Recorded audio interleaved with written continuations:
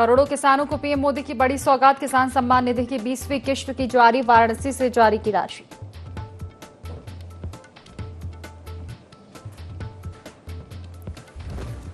बिहार चुनाव से पहले ओम प्रकाश राजभर का बड़ा बयान, बोले एनडीए से सहमति नहीं बनी तो बनाएंगे तीसरा मोर्चा, 156 सीटों पर उतारेंगे प्रत्याशी। राहुल गांधी को भी लिया आड़े हाथ।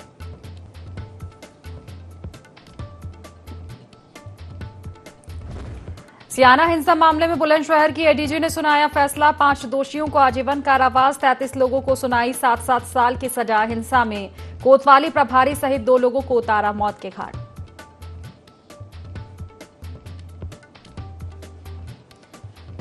सोनभद्र में हादसा, कन्हर नदी में डूबने से युवक की मौत, युवती की तलाश जारी। रेस्क्यू ऑपरेशन में जुटी एसडीआरएफ टीम।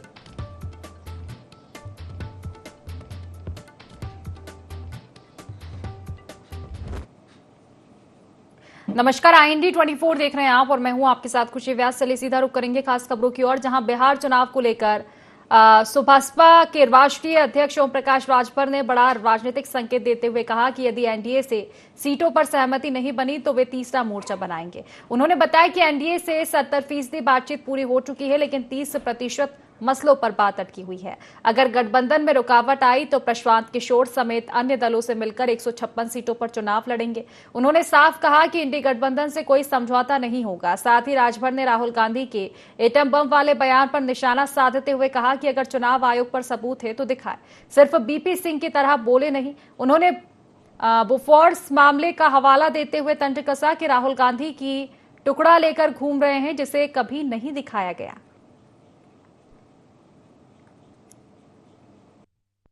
लोगों की पहली प्राथमिकता है कि एनडीए गठबंधन के साथ मिलकर के लड़ेंगे।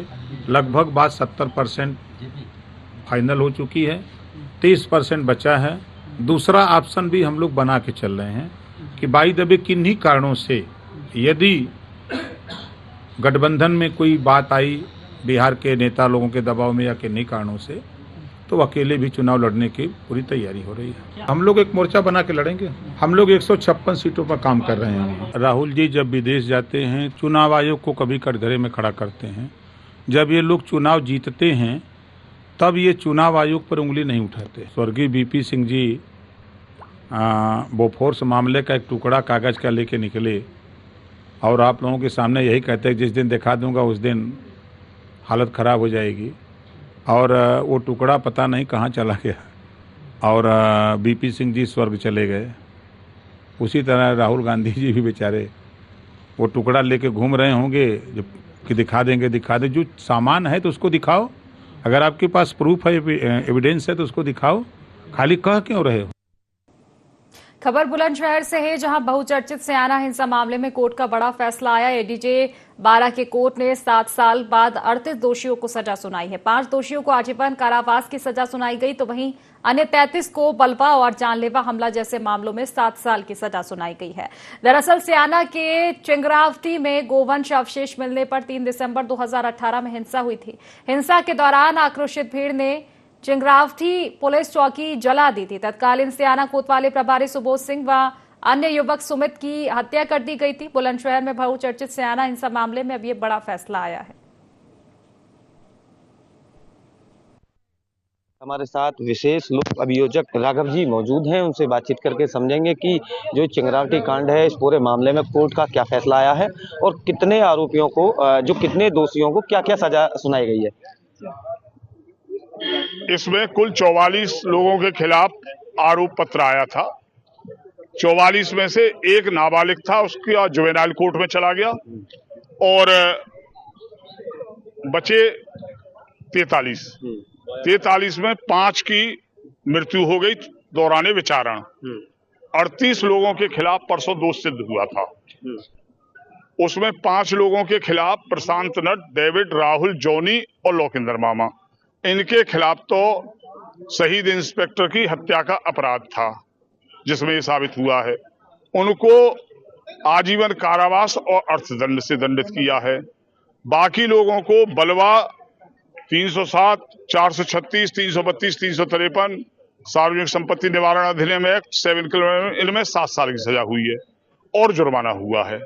जुर्माना जो भी जितना भी हुआ है उसका 80% मृतक की पत्नी को दिया जाएगा और 20% राज्य के कोष में जमा होगा। उस दोषियों को सजा मिल गई है।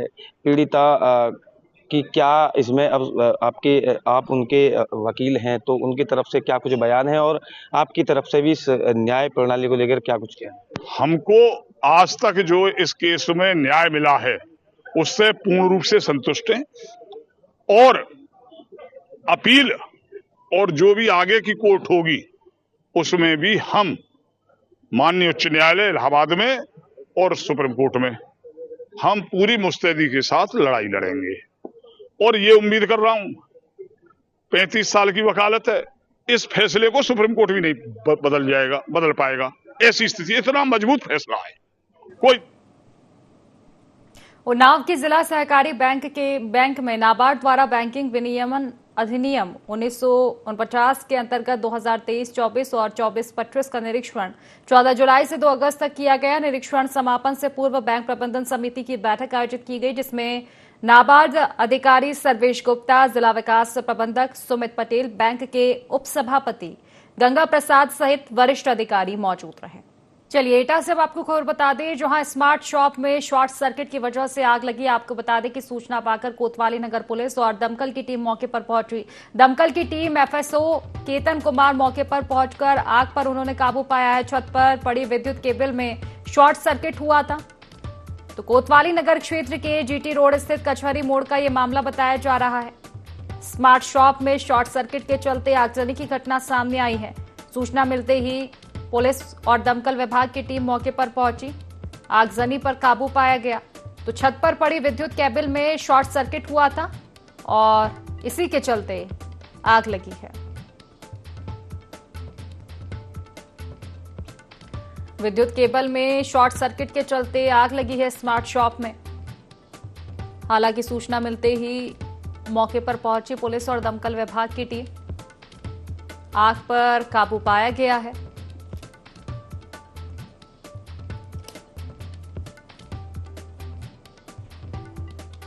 जानकारी लेंगे, सुनील हमारे साथ जुड़ चुके हैं फोन लाइन पर। सुनील, बताया जा रहा है कि स्मार्ट शॉप में आगजनी की घटना सामने आई थी। हालांकि काबू पा लिया गया है, लेकिन क्या कुछ जानकारी मिल पा रही है?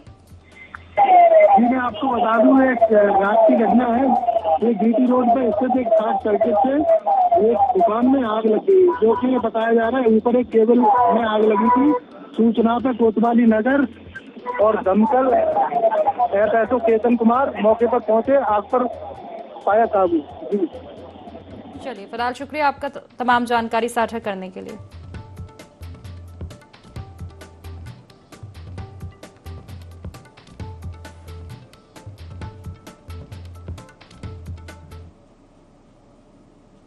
चलिए बिजनौर से आपको खबर बता दें, जहां रील बनाने के लिए टंकी पर 3 युवक चढ़ गए। आपको बता दें कि रील बनाने के लिए अपनी जान जोखिम में डाल रहे हैं युवक। टंकी के पास ग्रामीणों के पहुंचने पर युवक को नीचे उतारा गया। तो देखिए, पानी की टंकी से उतरते हुए वीडियो सोशल मीडिया पर वायरल हो रहा है। सूचना पर मनावर पुलिस मौके पर पहुंची युवकों की तलाश में जुटी हुई है।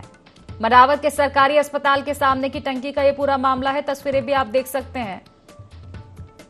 पानी की टंकी पर चढ़े हैं 3 युवक रील बनाने के लिए, अपनी जान जोखिम में डालते हुए नजर आए। जब आसपास के ग्रामीण मौके पर पहुंचे तो युवक फरार हुए हैं।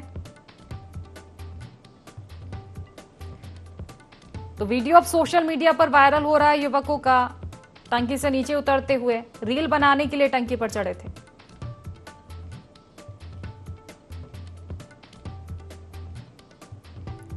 तो रील का भूत युवाओं पर सवार है, जान जोखिम में डालकर रील बनाते हुए नजर आए हैं।